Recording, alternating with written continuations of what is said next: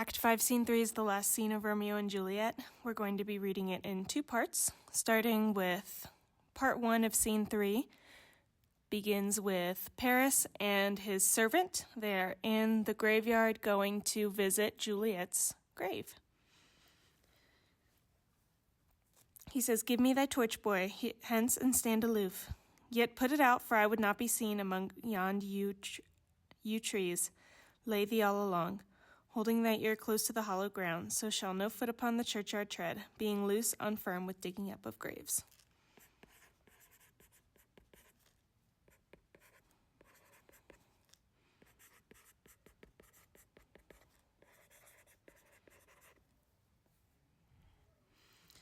But thou shalt hear it whistle then to me as a signal that thou hearest something approach. Give me those flowers, do as I bid thee, go.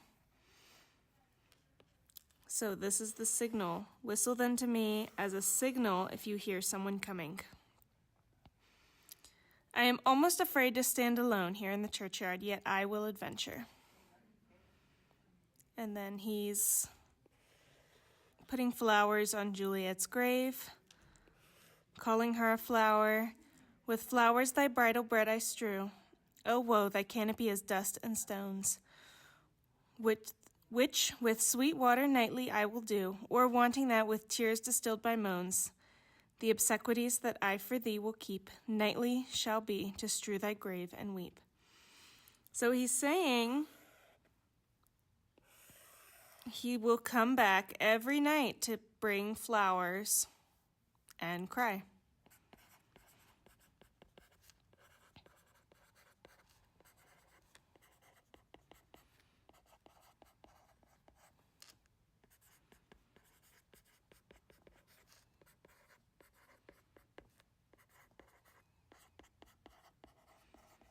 So maybe we're seeing a softer side of Paris, a more loving, romantic side that we haven't been able to see from him yet.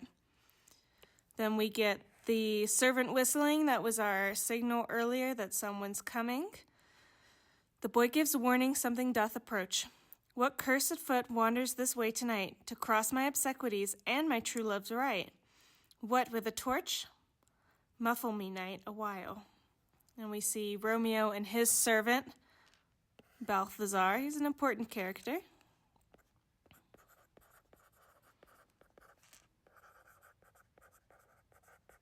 We saw him earlier when he told Romeo that Juliet was dead. Balthazar is going to be one of our main characters in this last scene.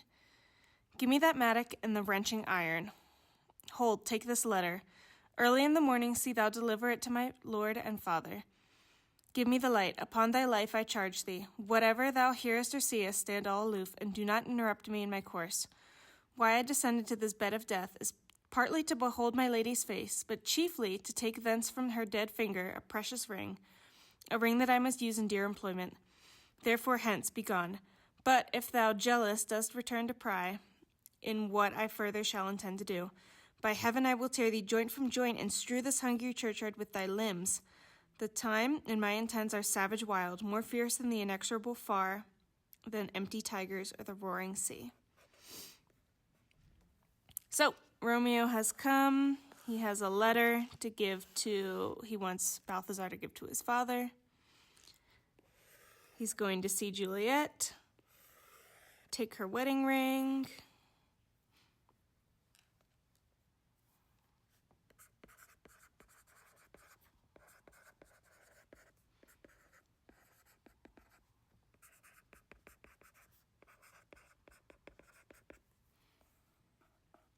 And then down here,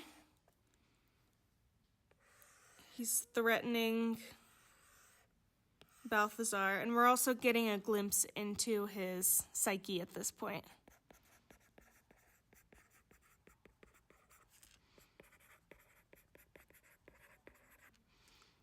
Balthazar. He says that his intentions are savage, wild, more fierce, and more inexorable than hungry tigers or the roaring sea.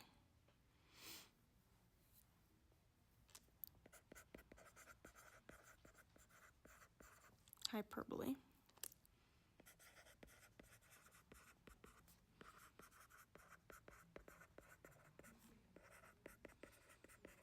So we're seeing a very intense Romeo, more intense than we have seen in the past. I will be gone, sir, and not trouble you. So shalt thou show me friendship. Take thou that. Live and be prosperous, and farewell, good fellow. For all the same, I'll hide me hereabout. His looks I fear, and his intents I doubt. So Romeo has sent Balthazar away, but Balthazar decides to stick around because he's concerned. And then we'll come down here to some of Romeo's lines. He's breaking open the tomb. Thou detestable maw, thou womb of death, gorged with the dearest morsel of the earth. Thus I enforce thy rotten jaws to open, and in despite I'll cram thee with more food. So this whole section is personification. Personifying the grave, kind of as a hungry animal. Womb of death, gorged with the dearest morsel, has Juliet. Thus I enforce thy rotten jaws to open, and in despite I'll cram thee with more food, referring to himself.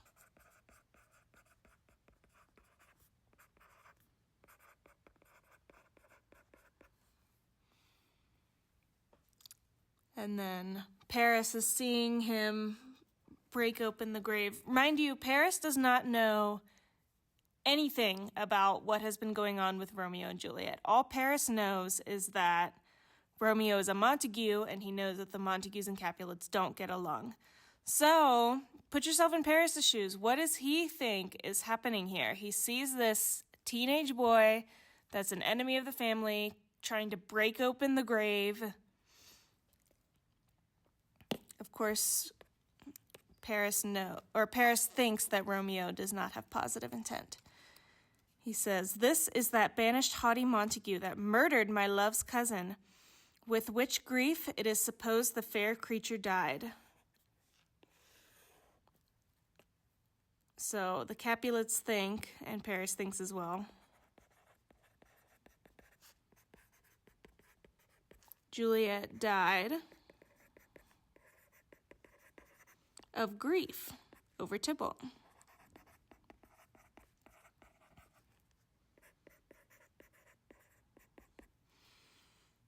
And is here to do some villainous shame to the dead bodies.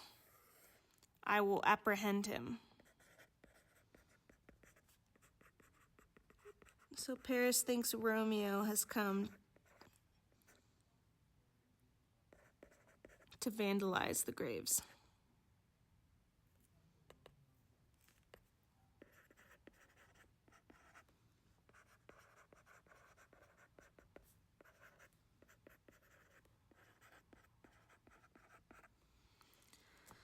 Stop thy unhallowed toil, vile Montague. Can vengeance be pursued further than death?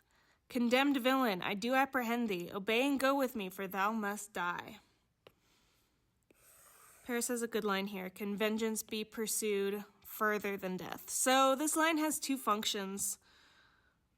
One, it's foreshadowing.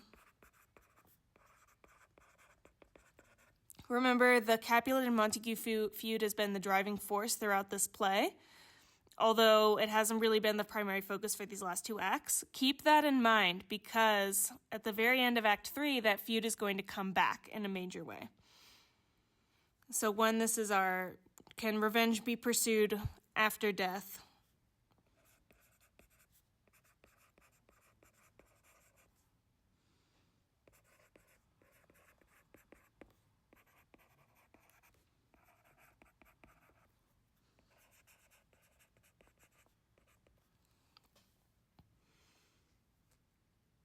I must indeed, and therefore came I hither. Good gentle youth, tempt not a desperate man. Fly hence and leave me. Think upon these gone, let them affright thee. I beseech thee, youth. So Romeo's response is, tempt not a desperate man. We know that Romeo is out of his mind with grief over Juliet's death. We know that he can do anything at this point. So he's warning Paris to just leave. And we'll see what happens. Put not another sin upon my head by urging me to fury. O be gone. By heaven, I love thee better than myself, for I come hither armed against myself. Stay not, be gone, live, and hereafter say, a madman's mercy bid thee run away. So put not another sin on my head. That's another murder. I love thee better than myself, for I have come hither armed against myself. I'm here to hurt myself, not anyone else.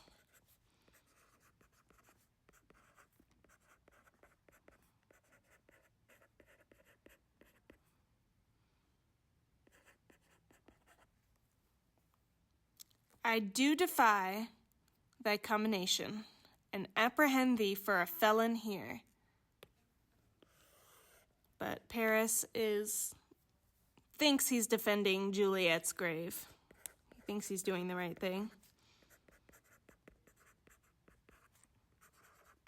So maybe we can sympathize with him here, knowing that Paris doesn't know that Romeo and Juliet have a relationship. He doesn't know what Romeo's trying to do. He just thinks that he is doing right by his fiancée. But unfortunately, we, the audience, know what's really going on.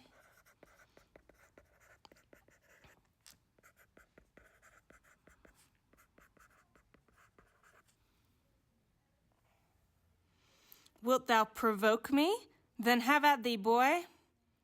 So Paris and Romeo are going to fighting each other.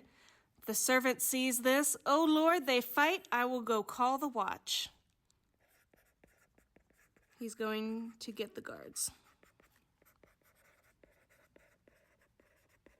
So now we have a little time clock ticking right now, because the page is going to get the guards. So we only have a limited amount of time before the guards get here and come across whatever they're about to find. And Paris says, "Oh, I am slain. If thou be merciful, open the tomb, lay me with Juliet." So Paris is killed by Romeo, and he asks to be buried with Juliet.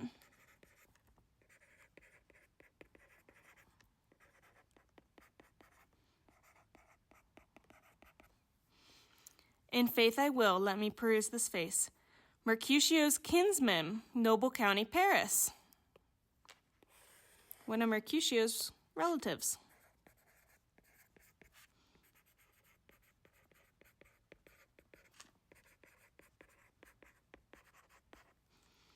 What said my man when my betossed soul did not attend him as we rode? I think he told me Paris should have married Juliet. Said he not so, or did I dream it so? Or am I mad hearing him talk of Juliet to think it was so? Oh, give me thy hand, one writ with me in sour misfortune's book. I'll bury thee in a triumphant grave.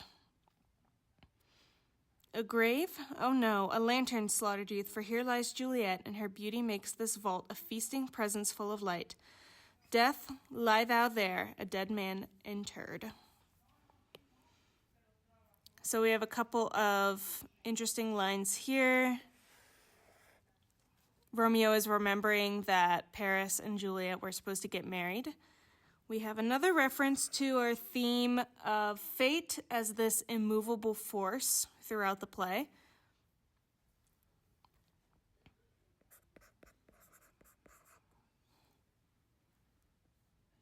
So he's saying that they're both unlucky in fate.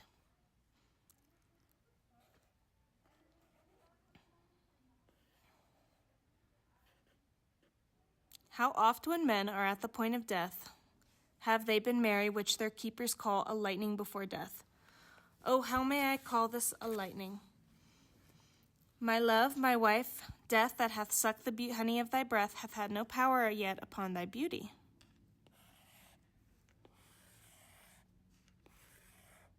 Thou art not conquered. Beauty's ensign yet is crimson in thy lips and in thy cheeks, and death's pale flag is not advanced there. So this line has a couple of functions. One, it's personification. Two, it mirrors what Romeo said about Juliet back in Act 1, Scene 2, when they first met. Remember, Romeo talked about Juliet's beauty and how she was the most beautiful girl he had ever seen, and that was what caused him to fall in love with her.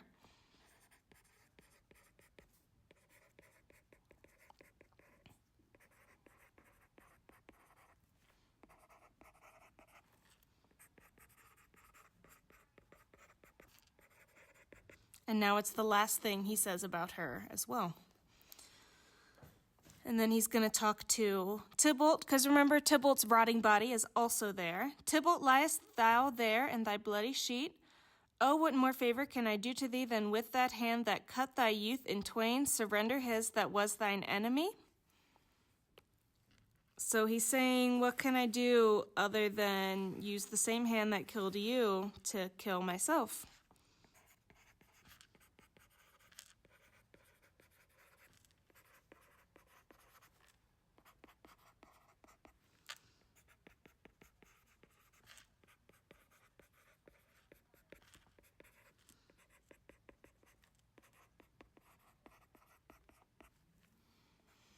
Forgive me, cousin. Ah, dear Juliet, why art thou yet so fair? Shall I believe that substantial death is amorous? That the lean abhorred monster keeps thee here in dark to be his paramour? For fear of that I will stay with thee, and never from this palace of dim light depart again. Here will I remain, with worms that are thy chambermaids. Oh, here will I set up my everlasting rest, and shake the yoke of inauspicious stars from this world-wearied flesh. Eyes, look your last, arms, take your last embrace. And lips, oh you, the doors of breath, seal with a righteous kiss, a dateless bargain to engrossing death. Come, bitter conduct, come, unsavory guide, thou desperate pilot. Now at once run on the dashing rocks thy seasick, weary bark. Here's to my love. O true apothecary, thy drugs are quick. Thus with a kiss I die. So we get some more good quotes in this section, I guess, at this section as well.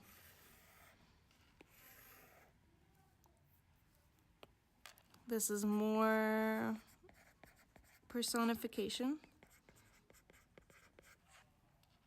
saying that death is amorous, that's somebody who's in love, and that death keeps Juliet here to be his love. Worms that are thy chambermaids, metaphor here.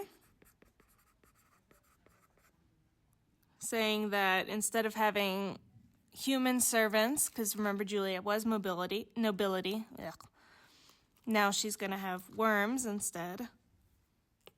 Inauspicious stars, more references to fate, the stars, the heavens that are the driving force throughout the play.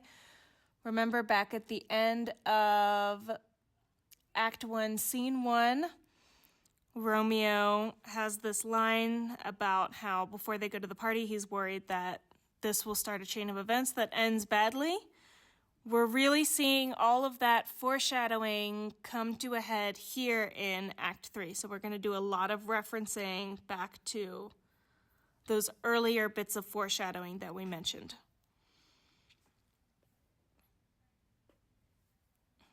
And then finally, down here, an important line, thus with a kiss I die. So this again has two functions. One is irony, both that we know Juliet is alive, dramatic irony, And we have situational irony, because typically kisses are supposed to be good.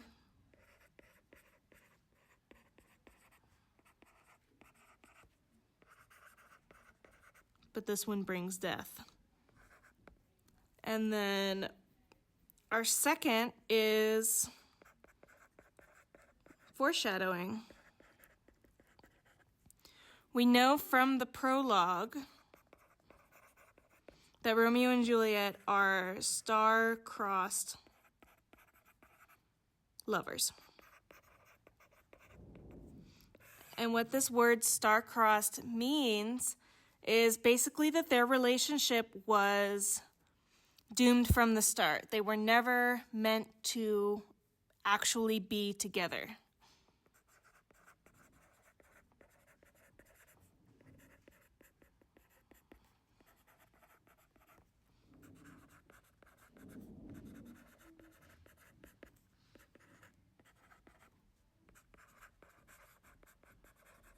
And we see throughout the play, no matter what anyone else does to try to help them, it just can't stop going wrong.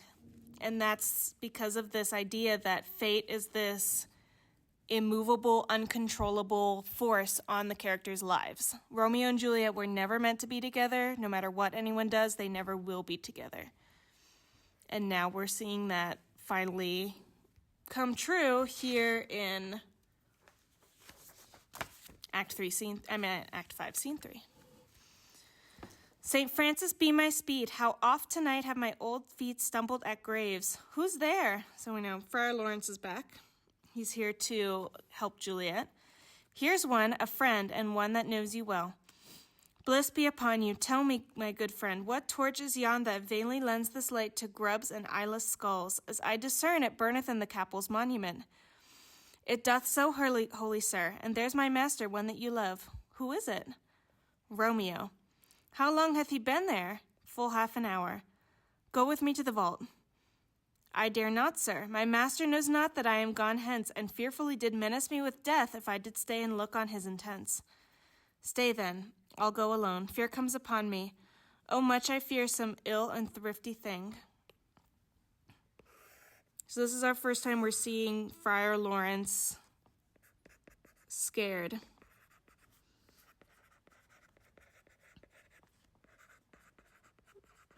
Usually he's calm and collected and he has a solution, but not now. As I did sleep under this yew tree here, I dreamt my master and another fought, and that my master slew him. So he's referring to Paris and Romeo.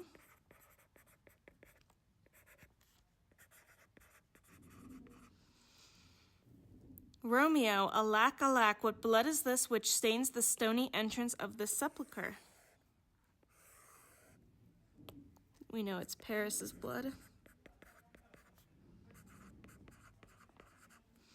What mean these masterless and gory swords to lie discolored by this place of peace?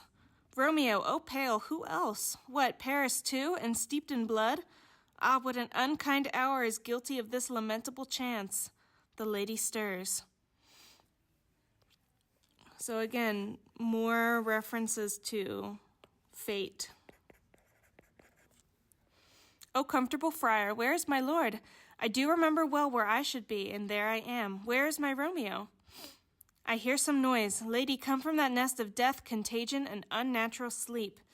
A greater power than we can contradict hath thwarted our intents. Come, away, away. Thy husband in thy bosom there lies dead, and Paris too. Come, I'll dispose of thee among a sisterhood of holy nuns. Stay not to question, for the watch is coming. Come, go, good Juliet. I dare no longer stay. So, this line is super important. A greater power than we can contradict hath thwarted our intents.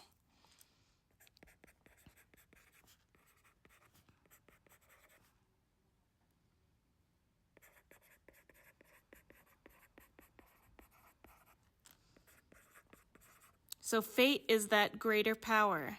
And although they have tried to contradict or tried to change the plans, they can't.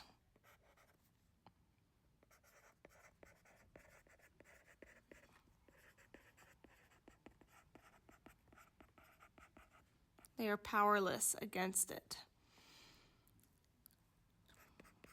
So the plan has failed. And now Friar Lawrence is going to send Juliet to a convent.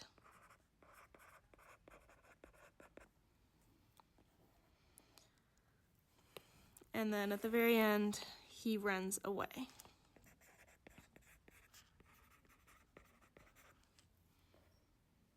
Go, get thee hence, for I will not away.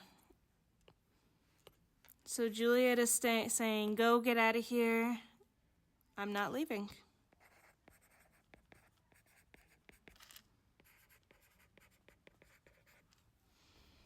What's here? A cup closed in my true love's hand? Poison, I see, hath been his timeless end. O churl, drink all, and left no friendly drop to help me after. I will kiss thy lips, haply some poison yet doth hang upon them, to make me die with a restorative. Thy lips are warm. So she sees that Romeo killed himself with poison, but there's no poison left for her to drink. She hopes that he still has poison on his lips. That way she will be able to die with him.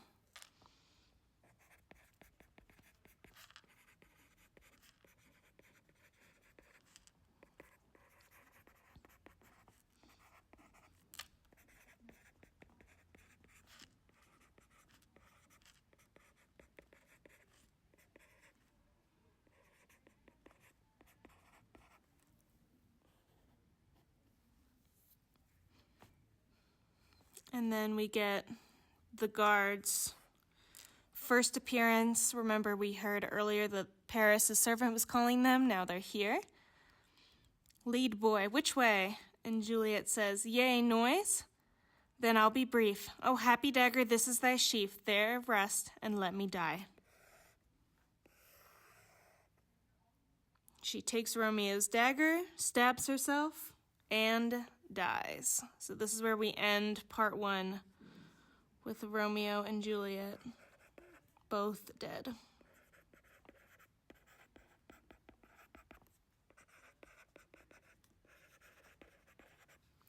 And we will see what the fallout of this will be next time.